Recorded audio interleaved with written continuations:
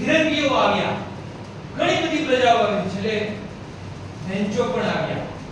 પણ બધા આવ્યા માત્ર ને માત્ર પોતાના દેશનો વિસ્તાર વધારવા માટે, પોતાના દેશને સમૃદ્ધ કરવા માટે. પણ કોઈ પણ પ્રજા મારા દેશને સમૃદ્ધ કરવા માટે ક્યારેય નથી આવી. અને સમગ્ર પ્રજાએ આવી અને મારા દેશને લૂંટવાનું કામ કર્યું છે.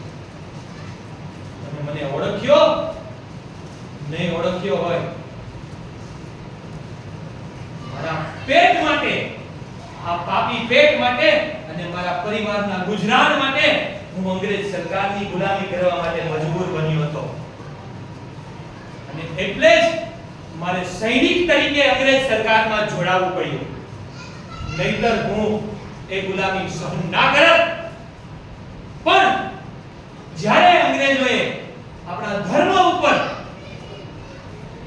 આપણને બદનામ કરવાનો, આપણા ધર્મને લાંછન લાગે એવું કૃત્ય કર્યું અને બ્રાઉન રાઇફલની જગ્યાએ નવી એનફિલ્ડ રાઇફલ લાવ્યા, અને એ રાઇફલ પણ કેવી કે જે આપણા ધર્મને, આપણી ગૌ માતાના માંસમાંથી બનાવેલી. આ શબ્દ બોલતા જ મારું હૃદય દ્રવી ઉઠે છે.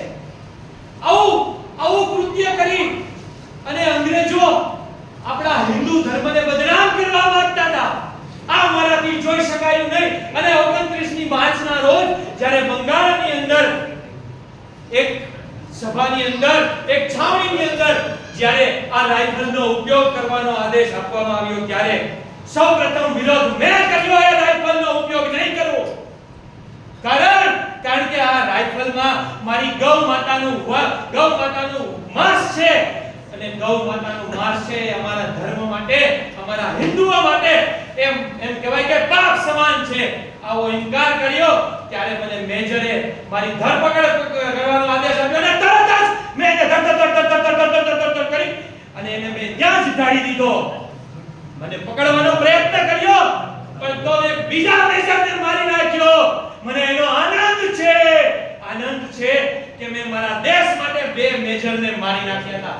ભલે મારી ધરપકડ કરી અને 8મી એપ્રિલના રોજ મને ફાંસીએ ચડાવીને મારી નાખવામાં આવ્યો, અને હું થયો આ સ્વાતંત્ર્ય સંગ્રામનો પ્રથમ શહીદ મંગલ પાંડે.